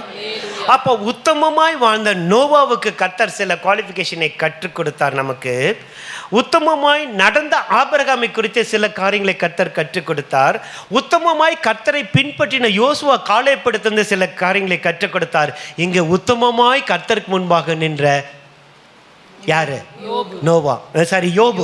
நல்ல கவனிங்க, கடைசி வரையிலும் அவன் உத்தமத்தில் நிற்கிறான். ஏராளமான வசனங்கள் உண்டு. 4:6 வாசிச்சிருங்க. சில காரியங்களை காட்டி தருகிறேன். உம்முடைய தேவ பக்தி உம்முடைய உறுதியாயும் உம்முடைய வழிகளின் உத்தமம் உம்முடைய நம்பிக்கையாயும் இருக்க வேண்டும். என்ன அழகா எழுதுறாரு பாத்தீங்க. உத்தமம். ரைட். 27:5 வாசிச்சிருங்க. 27:5 எல்லாமே யோபு. நீங்கள் பேசுகிறது நீதி என்று நான் ஒத்துக்கொள்வது எனக்கு தூரமாய் இருப்பதாக. என் ஆவி பிரியும் மட்டும், என் ஆவி பிரியும் மட்டும் என் உத்தமத்தை என்னை விட்டு விலக்கே. அல்லேலூயா சொல்லுங்க பார்க்கலாம். அல்லேலூயா. இடத்துக்கு தகுந்தது போல, சூழ்நிலைக்கு தகுந்தது போல, காலத்துக்கு தகுந்தது போல நடிக்கிறது, வேஷம் போடுறது, ஏமாத்துறது, பொய் சொல்றது, புரட்ட சொல்வது, எல்லாத்தையும் சொல்லிட்டு, இது நம்முடைய பார்ட்டு. நான் பின்னாடி வருகிற அடுத்த நெக்ஸ்ட் டைம் வரும்போது எல்லாத்தையும் செஞ்சுட்டு நான் உத்தமன் என்கிற ஒரு காரியத்தை சொல்ல முடியுமா? நீதிமான் என்கிற காரியத்தை சொல்ல முடியுமா? உம்மோடு கூட வாழ்ந்தேன் என்கிற ஒரு காரியத்தை சொல்ல முடியுமா? உம்மோடு கூட நடந்தேன் என்று சொல்ல முடியுமா? உம்மை பின்பற்றினேன் என்று சொல்ல முடியுமா? உமக்கு முன்பாக நின்றேன் என்று சொல்ல முடியுமான்னு கொஞ்சம் யோசனை பண்ணி பாருங்க. இதுதான் உத்தமர்களுடைய உன்னதமான ஆசீர்வாதங்கள். நின்ற அப்படின்னு சொல்லும் போது எனக்கு ஒரு சம்பவம் ஞாபகம் வருது.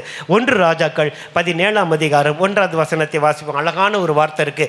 1 ராஜாக்கள் 17:1. கீலேயாத்தின் குடிகளிலே திஸ்பியனாகிய எலியா ஆகாபை நோக்கி, என் வாக்கின்படியே அன்றி இந்த வருஷங்களிலே பனியும் மழையும் பெய்யாதிருக்கும் என்று இஸ்ரவேலின் தேவனாகிய கர்த்தருக்கு முன்பாக நிற்கிற நான், இஸ்ரவேலின் தேவனாகிய கர்த்தருக்கு முன்பாக நிற்கிற நான் அவருடைய ஜீவனை கொண்டு சொல்லுகிறேன் என்றார். ரைட். நல்லா கவனிங்க. ஆரம்பத்தில் கர்த்தர் ஒரு வார்த்தையை கொடுத்தார். கர்த்தருடைய கண்களில் கிருபை கிடைச்சா மனுஷனுடைய கண்களில் தயவு கிடைக்கும். ஒத்துக்கிறீங்களா? எழுதி வச்சுக்கோங்க. இதெல்லாம் கர்த்தருடைய ஆவியான கற்றுக் கொடுக்கிறது. இன்னொரு டிப்ஸ் சொல்லித்தரேன். நல்லா கவனிங்க. தேவனாகிய கர்த்தருக்கு முன்பாக நிற்கிற நான் அப்படின்னு சொல்லி வாசிக்கிறோம். தொடர்ந்து எலியாவை பற்றி நிறைய தெரியும். நல்லா கவனிங்களேன். இவன் இந்த தேவ மனுஷன், இந்த தீர்க்கதரிசி இப்போதான் வராரு. 17ஆம் அதிகாரத்தில் வர்றாரு. தைரியமாக சொல்கிறாரு, தேவனாகிய கர்த்தருக்கு முன்பாக நிற்கிற நான். என்ன கவனிங்க எல்லாரும். கர்த்தருக்கு முன்பாக இவன் நின்னபடினால இவனுக்கு முன்னாடி யாரா நிற்க முடிஞ்சுதா? சொல்லுங்க, தைரியமா சொல்லுங்க. 400 தீர்க்கதரிசிகள், ஏசேபேலின் தீர்க்கதரிசிகள் 450, 850 பேரையும் ஒரே ஆளாக என்ன செஞ்சுட்டான்? வெட்டி போட்டான். இன்னொரு ரகசியத்தை சொல்லித்தர, நீங்கள் டெய்லி போய் கர்த்தருக்கு முன்னாடி நின்னீங்கன்னா நீங்க யாருக்கு முன்னாடி போய் நிற்க மாட்டீங்க. அல்லேலூயா சொல்லுங்க. நான் தைரியமா தேவ சமூகத்தில் தேவ பிரசன்னத்தை சொல்றேன். கர்த்தருடைய கண்களில் கிருபை கிடைச்சிது. நீங்கள் நிறைய சம்பவத்தை சொல்ல முடியும். நீங்களாம் அதெல்லாம் சிரிப்பீங்களோ ஏற்றுக்கொள்வீங்களோ தெரியல. எல்லாமே இன்னும் போகிற இடமெல்லாம் கர்த்தருடைய கண்களில் கிருபை கிடைக்கும். அல்லேலூயா சொல்லுங்க பார்க்கலாம். ஒன்றுமே தேவையில்லை. அந்த சூழ்நிலைக்கு தகுந்தது போல் கொஞ்சம் ஞானமாய் நடந்தீங்கன்னா 1/2 மணி நேரத்து வேலையை 5 நிமிஷத்தில் முடிச்சுட்டு வந்துடுவேன். அல்லேலூயா. 2வது சொல்கிறேன், டெய்லி கர்த்தருக்கு முன்னாடி போய் நில்லுங்க. கொஞ்ச நேரம், ஒரு 10 நிமிஷம் 15 நிமிஷம். ஊழியம் செய்கிறவங்க மணிக்கணக்கு, அது டிஃப்ரெண்ட்டு. போய் போய் நின்றுட்டு தைரியமாக சொல்லுங்கள், உமக்கு முன்னாடி நான் நிற்கிறேன் ஆண்டவரை. என் பிள்ளைங்க, என் ஊழியம், என் குடும்பம், என் சபை, என் பிஸ்னஸ்ஸு எல்லாவற்றில் ஒரு மனுஷனும் உங்கள் முன்னாடி வந்து நிற்க மாட்டான். அல்லேலூயா. யோசேப்புக்கு முன்னாடி எல்லாரும் கையை கட்டி என்ன செஞ்சாங்க? குனிஞ்சாங்க. அவன் எப்படிப்பட்ட உத்தமனாக இருந்தான். வேதத்தில் நிறைய இருக்குது. எனக்கு ஆண்டவர் காட்டி தந்த சில பேரை உங்களுக்கு முன்னாடி சொல்கிறேன். இன்றைக்கு ஒரு தீர்மானம் எடுக்கணும். ஆண்டவரை, உங்களுடைய கண்களில் கிருபை பெற்றுக்கொள்ளணும். கிருபை பெற்றுக்கொள்ளணும்னா என்ன செய்யணும்? யாருக்கு கிருபை தர்றாரு? தாழ்மை உள்ளவனுக்கு. ஒரே ஒரு பாயிண்ட் தான், தாழ்மை உள்ளவர்களுக்கு அவர் என்ன செய்கிறாரா? கிருபை தர்றாரு. வேற ஒண்ணுமே வேணாம். இன்னைக்கு உங்க இருதயத்தை கை வச்ச கொஞ்சம் யோசனை, உண்மையாகவே எனக்கு தாழ்மை இருக்குன்னு உங்களால் சொல்ல முடியுமா? உங்கள் ஆக்டிவிட்டீஸ், உங்கள் பேச்சு, உங்களுடைய ஈச் அண்ட் எவ்ரி ஸ்டெப்பில் ஈஸியாக கண்டுபிடிச்சிருவோம். அவர்கள் கண்கள் கொழுப்பினால் எடுப்பாய் பார்க்கிறது என்று சங்கீதக்காரன் 73 சொல்கிறார். உங்கள் பார்வை, உங்கள் சிந்தனை, உங்கள் பேச்சு, உங்கள் நட, இதிலிருந்தே உங்களுக்கு பெருமை இருக்கான்னு ஈஸியாக கண்டுபிடிச்சிடலாம். தீர்க்க தரிசனம் தேவையே கிடையாது. அப்போது அந்த தாழ்மை உள்ளவர்களுக்கு அவர் கிருபை கிடைக்கிறது. அந்த கிருபை கிடைச்சா உலகத்தில் இருக்கிற எல்லாருடைய கண்கள் உங்களுக்கு தயவு கிடைக்கும். அல்லேலூயா. ரெண்டாவது பாயிண்ட், கர்த்தருக்கு முன்னாடி போய் நான் நிற்கிறேன் என்று சொல்லி நில்லுங்க. கொஞ்ச நேரம் ஜெபம், கொஞ்ச நேரம் துதி, கொஞ்ச நேரம் சோத்திரம், கொஞ்ச நேரம் பைபிள் வசனம், உங்களுக்கு இருக்கிற நேரத்தை பொறுத்து எனக்கு தெரியாது. அப்படி நின்றுட்டு நீங்கள் உலகத்துக்குள்ள போங்க. எனக்கு ஒரு ஊழியக்கார் நல்லா தெரியும், அழகாக சொல்லுவார், எந்திரிச்ச உடனே ஆண்டவருடைய முகத்தை பார்த்துட்டு மனுஷனுடைய முகத்தை பார். நல்ல வார்த்தை. ஆண்டவருடைய முகத்தை பார்த்துட்டு யார் முகத்தை வேணா போய் பாரு. பால்காரன் வரான், அப்படியே பேனு போய் நிற்காதீங்க. அவன் வருவான், யாரையும் பார்க்காதீங்க. முதல்ல தேவ சமூகம். உங்கள் டைமை பற்றி நான் சொல்லலை. ஏன்னா நான் 2-2:15 மேலே எனக்கு தூக்கம் வரல. அதனால் டெய்லி எந்திரிச்சு கொஞ்ச நேரம் இருந்துட்டு டைம் இருந்தால் தூங்கும், இல்லாட்டி இல்லாது கர்த்தர் கொடுத்த கிருபை. ஆனால் 9 o'clock நாங்கள் மத்திய ஆயத்துக்கு போயிடுவோம். அல்லேலூயா. ஆனால் 9:30 நீங்கள் பண்ணிங்கன்னா மெசேஜ் தான் இருக்கும், எல்லாம் ஆஃபாக இருக்கும். ஆனால் 2, 2:30, 3 அவ்வளோதான். அது கர்த்தர் கொடுத்த கிருபை. ஸோ உங்கள் லைஃப் ஸ்டைலுக்கு தகுந்தது போல். ஆனால் இன்றைக்கி நம்ம என்ன செய்கிறோமா தெரியுமா? செய்கிறோம். சொல்லட்டுமா? அல்லேலூயா சொல்லுங்க, சத்தமாக சொல்லுங்க. சொன்ன பிறகு என்கிட்ட கோச்சிட்டு முறைச்சிட்டு போகக்கூடாது. அல்லேலூயா. 10 மணி 11 மணி தேய் எதில் தேய்க்கிறது தெரிஞ்சுக்கிட்டீங்களா? சிரிக்கிறீங்க. எல்லாம் தேயோன்னு தேய்ச்சிட்டு வாட்ஸ்அப்பு, ஃபேஸ்புக்கு, அந்த புக்கு, இந்த புக்கு. எனக்கு தெரிஞ்ச ஒரே ஒரு புக்கு என்னை பரிசுத்தமாக்கினது. அல்லேலூயா. எல்லாத்தையும் தேய்க்கிறது. 10, 11, 12, 1, 2. எப்படி காலையில் எந்திரிக்க முடியும்? இல்லை, நேச்சர் தானே, எந்திரிக்க முடியாது. பாருங்க, வேண்டாம்லாம் சொல்லலை. என்ன பிரதர்னா, எவ்வளவோ காரியங்க நான் சொல்கிறது எல்லாமே பாதி அதில் பார்த்து கற்றுக்கிட்டது தான், அதில் பார்த்து படிக்கிறது தான். தேவையானது ஒன்றே, மரியாள் தன்னை விட்டு எடுபடாத நல்ல பங்கை தெரிந்து கொண்டாள். லூக்கா 10:48 நினைக்கிறேன். ஸோ பண்ணுங்க. இன்றைக்கி முடியலையே, எல்லாம் பண்ண முடியும். காலங்காத்தில் அதான் ஒருத்தர் சொன்னார், 3 மணிக்கு எந்திரிக்கிறவன் யார், 4 மணிக்கு எந்திரிக்கிறவன் யார், அதெல்லாம் சொன்னால் கோச்சிக்கிறீங்க, சொல்ல மாட்டேன். 5 மணிக்கு எந்திரிக்கிறவன் யார், 6 மணிக்கு எந்திரிக்கிறவன் யார், 7 மணிக்கு எந்திரிக்கிறவன் எருமைன்னு அவர் சொன்னார், நான் சொல்லலை. அல்லேலூயா. மற்றதெல்லாம் யோசிச்சு பாருங்க. நம்முடைய வாழ்க்கையை கர்த்தருக்கு ஒப்பு கொடுப்போம், கர்த்தர் நம்மை ஆசீர்வதிப்பார். அல்லேலூயா சொல்லுங்க பார்க்கலாம். ரைட். அப்போ தேவனுக்கு முன்பாக உத்தமனாய் நின்ற யோபு. இன்னும் ஒரு மனுஷனை நிறுத்தி நான் முடிக்க போகிறேன். அந்த மனுஷன்கிட்ட 2 குவாலிஃபிகேஷன் இருக்கிறதே கர்த்தர் எனக்கு காட்டி தந்தார். 2 ராஜாக்கள் 20:3. Glory to God. 2 ராஜாக்கள் 20:3 தெரிஞ்ச வசனம் தான். கர்த்தாவே, எஸ், நான் உமக்கு முன்பாக உண்மையும் மன உத்தமமுமாய் நடந்து உமது பார்வைக்கு நலமானதை செய்தேன் என்பதை நினைத்தருளும் என்று விண்ணப்பம் பண்ணினான். எசேக்கியா மிகவும் அழுதான். நல்ல கவனிங்க. உத்தமமாய் வாழ்ந்த நோவா, உத்தமமாய் நடந்த ஆபிரகாம், உத்தமமாய் தேவனை பின்பற்றின காலேப், யோசுவா, உத்தமத்தில் உறுதியாய் நின்ற யோபு, உண்மையும் உத்தமமுமாய் நடந்து அவர் பார்வைக்கு நலமானதை செய்த எசேக்கியா ராஜா. அல்லேலூயா சொல்லுங்க. என்ன அழகான வார்த்தை இல்லை? போல்டாக போய் சொல்கிறான். நல்ல கவனிங்கள. நான் நடந்தால் தானே சொல்ல முடியும், நான் படித்தா தானே பிரசங்கிக்க முடியும், படித்தா தானே எக்ஸாம் எழுத முடியும். அப்போ அவன் சொல்கிறது அத்தனை உண்மை. அதனால தான் கர்த்தர் அவனுக்கு ஆயுசு நாட்களை கூட்டி தந்தார். அல்லேலூயா. ஒருவேளை சரீரத்தில் பலவீனங்கள் இருக்கலாம், வயசாச்சு, மற்ற லைஃப் ஸ்டைலாக மாறிச்சு. ஆனால் ஒன்று சொல்கிறேன், எனக்கு தெரிஞ்ச ஒரு அம்மா இப்போ கொஞ்சம் கஷ்டத்தில் இருக்கிறாங்க. அதாவது ரொம்ப உடல்நிலை முடியாமல் நான் ஊழியம் செஞ்ச இடத்துல அந்த அம்மாவோட அவங்க ஹஸ்பண்டையும் கொஞ்ச நாள் பார்த்துருக்குறேன். 2 கிட்னி அவுட்டு. அவங்கள இந்த சங்கரன் கோயில் பக்கம் நினைக்கிறேன். இங்கே ஒசூரில் செட்டில் ஆனவங்க. 2 ஆம்பளை பிள்ளைங்க.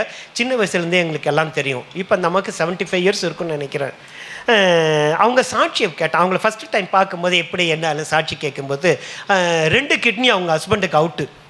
அவங்க என்ன பண்ணாங்க, சின்ன வயசுலேருந்து ரட்சிக்கப்பட்டு எல்லாம் கர்த்தருடைய சமயத்தில் பர்ஃபெக்டாக வந்துட்டாங்க. அவங்களுக்கு யாரோ இந்த படிப்பு அவ்வளவு இல்லை, பட் இந்த வசனமெல்லாம் நல்லா சொல்லுவாங்க. இந்த வசனத்தை யாரோ அவங்களுக்கு பிரசங்கிக்கும் போது சொன்ன உடனே எங்கள் வீட்டுக்காருக்கு 15 வருஷத்தை கூட்டித்தாங்கன்னு ஜோமன் இருக்கிறாங்க. நீங்கள் நம்புவீங்களோ இல்லையோ தெரியல, ஊருக்கெலாம் இருந்து வந்து பிள்ளைங்களாம் பெற்றெடுத்து வேலைக்கெல்லாம் போய் எல்லாம் வந்து கரெக்டாக நான் பார்த்தேன்.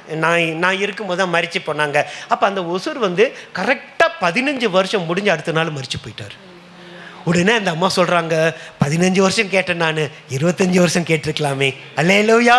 புரியுதா உங்களுக்கு? ரொம்ப ஆச்சரியமாக இருந்துச்சு. அப்படின்னா என்ன அர்த்தம்னா, கர்த்தருக்கு முன்பாக உண்மையாகவும் மன உத்தமமாய் நீங்களும் நான் நடந்தால் அவருடைய பார்வைக்கு நலமானது செய்வோம். நீங்கள் செய்கிறது அவருடைய பார்வைக்கு நலமாக இருக்கா? வீட்டில் போய் யோசனை பார்த்தீங்கன்னா கஷ்டமாக தான் இருக்கும். அல்லேலூயா சொல்லுங்க பார்க்கலாம், சத்தமாக சொல்லுங்க அல்லேலூயா. உண்மையாக நடக்கிறவங்க, உத்தமமாய் நடக்கிறவங்க அவருடைய பார்வைக்கு நலமானதை தான் செய்வாங்க. அவருக்கு விரோதமாய் ஒரு காரியத்தையும் செய்ய மாட்டாங்க. இன்னைக்கு யோசனை பண்ணிப்பாங்க, கண்டிப்பாக உங்களுடைய ஆயுசு நாட்கள் பெருகும். அல்லேலூயா. அல்லேலூயா சொன்னீங்கன்னா பெருகும். சத்தமாக சொல்லுங்க, உங்களை கர்த்தர் வாழ்ந்து சுகமாக இருக்க பண்ணுவார். ஆனால் என்ன சந்தோஷம் பார்த்தீங்களா? ஆனால் நம்முடைய வாழ்க்கையில் இந்த எல்லா ட்ராக்கை முடிச்சிட்டேன். ஒரே ஒரு காரியம், ஓகே பிரதர், உத்தமமாய் வாழ்ந்த நோவாவை பற்றி நாங்கள் கற்றுக்கிட்டோம், உத்தமமாய் வாழ்ந்த நடந்த ஆபிரகாமை குறித்து நாங்கள் கற்றுக்கிட்டோம், உத்தமமாய் பின்பற்றின யோசுவா காலேயை பற்றி எங்களுக்கு தெரியும், உத்தமத்தில் உறுதியாய் நின்ற யோபு பற்றி தெரியும், உண்மையும் உத்தமமாய் இருந்த எசேக்கியா ராஜாவை பற்றி எங்களுக்கு தெரியும். ஆனால் ஒரே ஒரு கேள்வி, நான் உத்தமமாக நடக்கணும்னா நான் என்ன செய்யணும்? அல்லேலூயா சொல்லுங்க. இதை நீங்கள் கற்றுக்கிட்டா தான் உங்களுக்கும் எனக்கும் வச்சிருக்கிற ஆசீர்வாதத்தை அடுத்த பாட்டில் காட்டித்தர முடியும். நான் உத்தமனாய் நடக்க நான் என்ன செய்யணும்? இல்லாவிட்டால் நான் எப்பொழுது உத்தமனாய் மாறுவேன்? அதை மட்டும் காட்டி தந்து நான் முடிக்கிறேன். சங்கீதம் 19:13. சங்கீதங்களின் புத்தகம் 19ஆம் சங்கீதம் 13வது வசனம். துணிகரமான பாவங்களுக்கும் அது அடியேனை விலக்கி காரும், அவைகள் என்னை ஆண்டு கொள்ள ஒட்டாதுரும், அப்பொழுது நான் உத்தமனாகி பெரும் பாதகத்துக்கு நீங்களாய் இருப்பேன். நல்லா கவனிங்க, நானும் நீங்களும் எப்பொழுது உத்தமர்களாய் மாறுவோம்? அந்த உத்தமுடைய ஆசீர்வாதத்தை நீங்களும் நானும் எப்பொழுது பெற்றுக்கொள்வோம்? முடிக்க போகிறேன். நல்லா கவனிங்க, அழகாக சொல்கிறார். அப்பொழுது, அதுலேருந்து தான் ஆரம்பிக்கணும். அப்பொழுது நான் உத்தமனாகி பெரும் பாதகத்துக்கு என்ன செய்வேன்? நீங்களாக இருப்பேன். இதை புரிஞ்சுக்கணும்னா நீங்கள் 12வது வசனத்தை வாசித்தாதான் புரியும். தன் பிழைகளை உணர்கிற முதலாவது நல்லா கவனிங்க, வாசிக்க நான் சொல்லி நான் முடிக்க போகிறேன். நான் உத்தமாக நான் மாறணும். எத்தனை பேருக்கு ஆசை? பாதி பேர் கையை தூக்க மாட்டேங்கிறீங்க. கை இது வலிக்குதோ? நான் உத்தமனா மாறணும், நான் உத்தமனா மாறணும். அப்பொழுது நீங்க உத்தமனா மாறுவீங்க. எப்பொழுது? தன் பிழைகளை உணரும் போது. வாசிங்கப்பா. மறைவான குற்றங்களுக்கு என்னை நீங்களாக்கும். மறைவான குற்றங்களுக்கு என்னை என்ன செய்யும்? நீங்களாக்கும். இதை ரெண்டுமே தாவீது செய்யல. புரியுது உங்களுக்கு? சின்ன பிள்ளை, அவன் வந்து போர்க்களத்தில் இருக்கணும். யோவாப்பெல்லாம் போர்க்களத்தில் இருக்காங்க. 2 ராஜாக்கள் 11ஆம் அதிகாரத்திலேருந்து வாசிங்க. வீட்டில் போய் அங்கே இருக்கணும். இவன் உப்பருகில் இருக்கிறான், 2வது தூங்குறான். கொஞ்சம் யோசனை பண்ணி பாருங்களேன். தன்னுடைய படையெல்லாம் அங்கே வந்து சண்டை போட்டுட்ருக்கு. இவனுக்கு எப்படி தூக்கம் வந்துச்சு எனக்கு தெரியாது. தாவீதை போய் பார்த்து கேட்டுக்குங்க. தூங்குறான், எந்திரிச்சு வரான், தன் பிள்ளை செஞ்சிட்டான். பிள்ளை வந்து குற்றமாக மாறிடுச்சு. கண்டினியூ பண்ணுங்க. துணிகரமான பாவங்களுக்கும் அது அடியேனை விலக்கி. துணிகரமான பாவம், நல்லா கவனிங்கள, துணிகரமான பாவம். அதெல்லாம் எக்ஸ்பிளைன் பண்ண சமயத்தில் உங்களுக்கே தெரியும். அவன் கையிலேயே மரண சாசனத்தை எழுதி யோவாப் கையில் கொடுத்து, இவனை போர்க்களத்தில் நல்ல சண்டை போடுற இடத்துல நின்று இவனை கொன்று போடு. அதே மாதிரி பாருங்களேன், எவ்வளோ இன்னசென்ட்டாக அவன் எடுத்துகிட்டு போகிறான். அதே போல் கொன்னுட்டு இவனுக்கு ராஜாவுக்கு செய்தி வருது, உம்முடைய ஊழியக்காரனாகிய உரியா செத்து போயிட்டான். ஓகே, நான் ப்ரொசீட் பண்ணுறேன்னு சொல்லிட்டு அடுத்தது என்ன செய்யணும்? வாசிப்போம். அவைகள் என்னை ஆண்டு கொள்ள ஒட்டாதிரும், அவைகள் என்னை ஆண்டு கொள்ள ஒட்டாதிரும், அப்பொழுது நான் உத்தமனாகி பெரும் பாதகத்துக்கு நீங்களாய் இருப்பேன். பெரும் பாதகத்துக்கு நீங்களாய். எல்லாரும் ஒரு நிமிஷம் கண்ண முடியுங்க, ஒரே ஒரு நிமிஷம். ஆண்டவரே, உத்தமர்களுடைய உன்னதமான ஆசீர்வாதங்களை குறித்து நாங்கள் இன்னைக்கு தியானிச்சுட்டு இருக்கிறோம். கர்த்தாவே, கண்டிப்பாக நானும் ஒரு நாள் உத்தமன் ஆவேன் என்று நான் விசுவாசிக்கிறேன். ஆண்டவரே, உத்தமனாய் வாழ்ந்த நோவாவை போல, உத்தமனாய் நடந்த ஆபிரகாமை போல, உத்தமமாய் பின்பற்றின யோசுவா காலேபை போல, உத்தமமாய் உங்களுடைய சமூகத்தில் உறுதியாய் நின்ற யோபை போல, உண்மையும் உத்தமமாய் நடந்து தன் ஜீவிய காலத்தில் கர்த்தருக்கென்று வாழ்ந்த எசேக்கியா ராஜாவை போல நான் வாழ விரும்புகிறேன். ஆனால் இன்னைக்கு என் பிழைகளை உணர்கிறேன். நான் திரும்ப சொல்லி முடிக்கிறேன், நல்லா கவனிங்க. தன் பிழைகளை உணர்ந்து, தன் குற்றங்களை உணர்ந்து, பெரும் பாதகத்தை எல்லாம் மாற்றி போட்டு கர்த்தருக்கு முன்னாடி வாழும்படிக்கு கர்த்தர் உங்களை கிடைக்கிற ஒரு லாஸ்ட் சான்ஸாக இருக்கலாம். எனக்கு 1980 வந்த ஒரு வார்த்தை, இன்றைக்கு நீ மரிப்பாயானால் உன் நித்தியத்தை எங்கே கழிப்பாய் என்று கேட்டார். ஆவிக்குரிய வாழ்க்கையினுடைய ஃபஸ்ட்டு ஸ்டெப். இன்றைக்கு ஆவியான திரும்ப அதை ஞாபகப்படுத்துகிறார். அடுத்த வாரம் வரேன்னு சொல்லியிருக்கிறோம். கர்த்தருக்கு சித்தமானா அடுத்த முறை செகண்ட் பார்ட்டில் உங்களை சந்திக்கிறேன்னு சொல்லியிருக்கிறோம். கர்த்தருக்கு சித்தமானா எங்களுக்கு தெரியாது, எங்கள் ஆயுசு நாட்களை அவர் கையில் வைத்திருக்கிறார் என்று தானியேல் 5:23 சொல்லுகிறது. என் காலங்கள் உம்முடைய கரத்தில் அல்லவோ இருக்கிறது என்று சங்கீதம் 31:15 சொல்லுகிறது. இந்த நாட்களில் உங்களை என்னையும் பார்த்து கேட்க, அன்பு தேவ பிள்ளையே, சகோதரனே, சகோதரியே, இன்றைக்கு நீ உத்தமனாய் மாறுவதற்கு நீ ஆயத்தமானால் உனக்கென்று வைத்திருக்கிற அந்த ஆசீர்வாதத்தை நீ பெற்றுக்கொள்வாய் என்கிற வார்த்தையோடு இந்த இடத்தை விட்டு போங்க. கர்த்தர் நம்மை ஆசீர்வதிப்பார். நேசிக்கிற கிருபையுள்ள நல்ல பிதாவே, உத்தமர்களுடைய உன்னதமான ஆசீர்வாதங்களை என்கிற தலைப்பிலே வேதத்திலே காணப்பட்ட சில பாத்திரங்களை எனக்கு முன்னாடி நிற்க வச்சிங்க. உமக்கு நன்றி அப்பா. நாங்கள் அந்த பாத்திரவான்களோடு கூட நாங்களும் நிற்கும்படி எங்களுக்கு அந்த வசனங்களை தொடர்ந்து கற்றுத்தாரும். மகிமையுள்ள உடைய கரத்தில் ஒப்புக் கொடுக்கிறோம். அற்ப பிரயோஜனமான மனுஷர்கள், கடமைகளை மாத்திரம் செய்கிறோம். எல்லா துதி, கன, மகிமை, மாட்சிமை, புகழ் உமக்கே செலுத்துகிறோம். இயேசு கிறிஸ்து நாமத்தில் வேண்டி ஜெபிக்கிறோம் எங்கள் நல்ல பிதாவே, ஆமே. உண்மை வழி நடந்திடும் உத்தமனுக்கென்றும் கர்த்தர் துணை. உண்மை வழி நடந்திடும் உத்தமனுக்கென்றும் கர்த்தர் துணை. கண்கள் அவன் மீது வைத்திடும், கருத்தாய் காத்திடுவார். சேர்ந்து எல்லாரும், கண்கள் அவன் மீது வைத்திடுவார், கருத்தாய் காத்திடுவார்.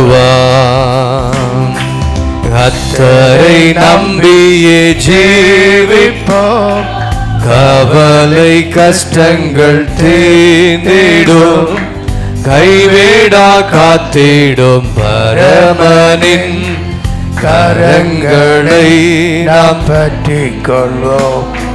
கைவேடா காத்திடும் பரமனின் கரங்களை நாம் பற்றிக் கொள்வோம்.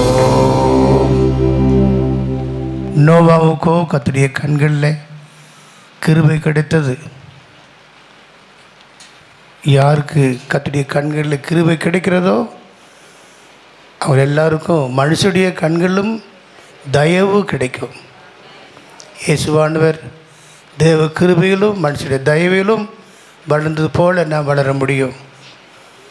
உத்தமமாக நடந்த ஆபிரகாம், யோசுவா, காலேப் மற்றும் ஒவ்வொரு தேவனுடைய பிள்ளைகளை குறித்து நாம் பார்த்தது மட்டுமல்ல, இந்த உத்தமத்தை காத்துக்கொள்ள தன் பிள்ளைகளை உணர்கிறவன் யார்?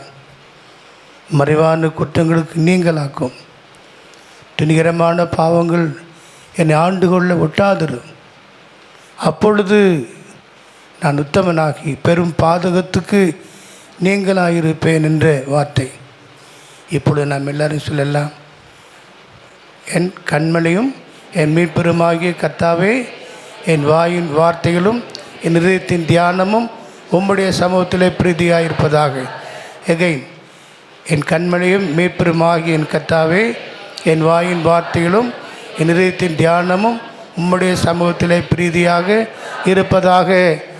ஆமேன். என் ஆத்துமாவே கர்த்தரை ஸ்தோத்திரி, என் முழுமே அவருடைய பரிசுத்த நாமத்தை ஸ்தோத்திரி.